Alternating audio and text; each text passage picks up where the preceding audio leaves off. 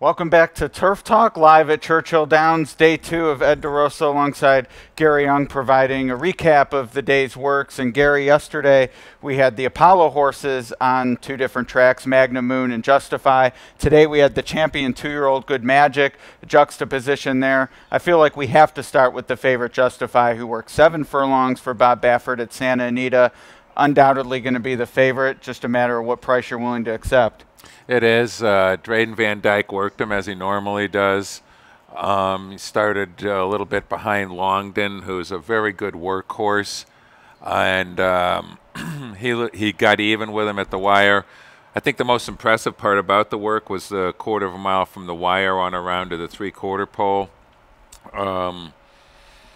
It was pretty jaw-dropping, and I know there are some people that are a little bit skeptical on this horse, but getting 1.25 miles. If you watch I'm one of them, if I'm being honest. Okay. Watching that work would maybe lessen that skepticism. Okay. I mean, I think he's a very good horse. Last thing on him, because I know we'll talk about him plenty once he gets here, but it was a 7 furlong move. A lot of the works we'll see over the next couple days, and that we have seen already, 4 and 5 furlong breezes. Why 7 for Baffert in this spot? You know, he's probably with the ship. He's probably going to miss a couple days of training, so that might make some sense. And he doesn't have as many races to build up the fitness that Pharaoh and some of his other Derby winners had. He's Baffert, so we're not going to question him. You can't. And I think this horse can take that kind of work.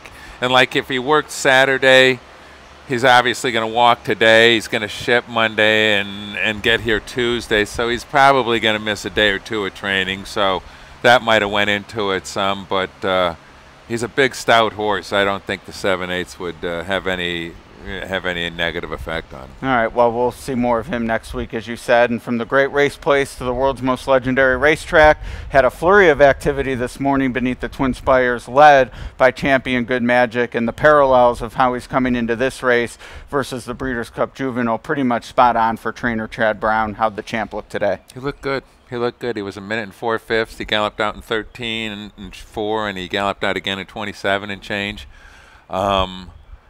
Before he won the Breeders' Cup, most of it was about Bolt de Oro, and at that time, Good Magic was a maiden. Now he's a defending Eclipse champion, so it's a little bit different scenario.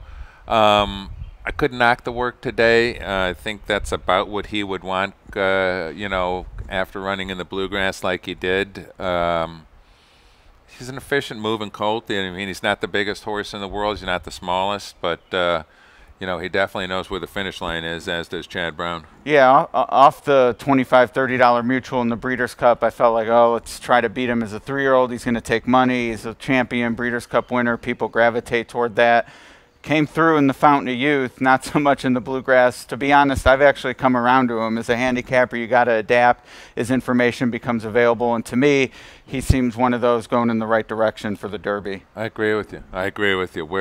Where that's going to put him at the wire on May 5th is another question, but I think he is. I think he is going forward. Yeah, and there's no concern to me of him being any worse than 3rd choice, because Justify and Mendelssohn will be the top 2.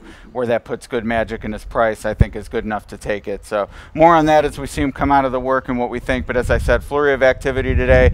Flameaway, promises fulfilled. Free Drop Billy. What are some of your thoughts on all the other workers?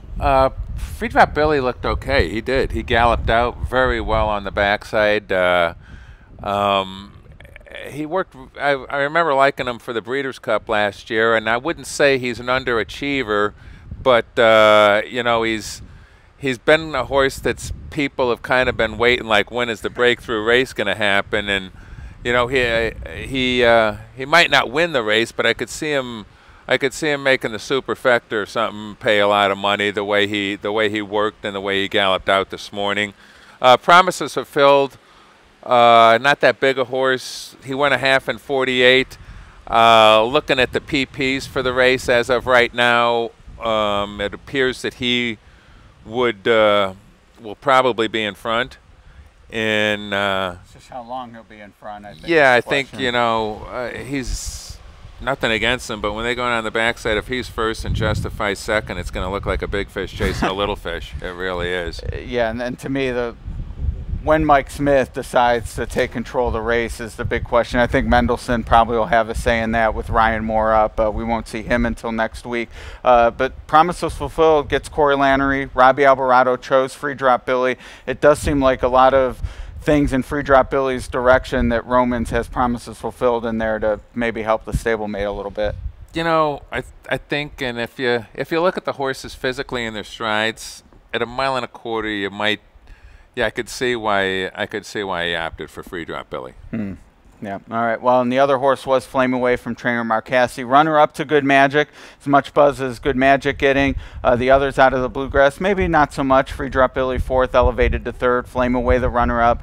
Hard Trier though, always there at the end. Is that good enough at 1.25 miles on May 5th against Better? We'll see. What did the work tell you?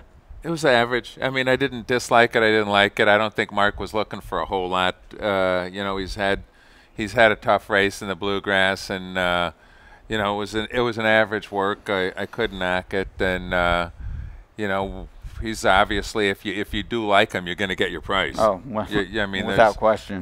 Between the Pletchers, the Mendelsons, the Justifies, if you like something outside of that group and you win, you're going to get paid. All right. One of the ones I like outside that group is Hofberg, who could work tomorrow, so we'll look forward to hearing what you think of that. Be remiss if we didn't quickly touch on the Oaks filly, especially since likely favored or second choice Monomoy Girl out for her final spin along with stablemate Sassy Sienna. What'd you make of the Brad Cox duo? Sassy Sienna just went an easy half. It looked like it was just your basic maintenance move. Monomoy Girl worked in company outside of a workmate, and she looked good. She's big, strong, strapping filly. She looked good. It's everybody's kind of featuring it as an East versus West showdown with Monomoy Girl and Midnight Bisou, and right now that looks like probably the way I would assess the race. Getting back real quick for a second, Hofberg had a very good gallop this morning. He had a very good gallop. It'll be interesting to see how he breezes when he breezes for Billy. All right, I like that. He's one of the few I have a live future position on, so hoping he's going in the right direction. Well, that's it for today. Gary, a flurry of activity. Appreciate you keeping an eye on it all, and look forward to hearing what you think about tomorrow's action. I'll see you tomorrow. All right, this has been Turf Talk, everyone. Join us tomorrow.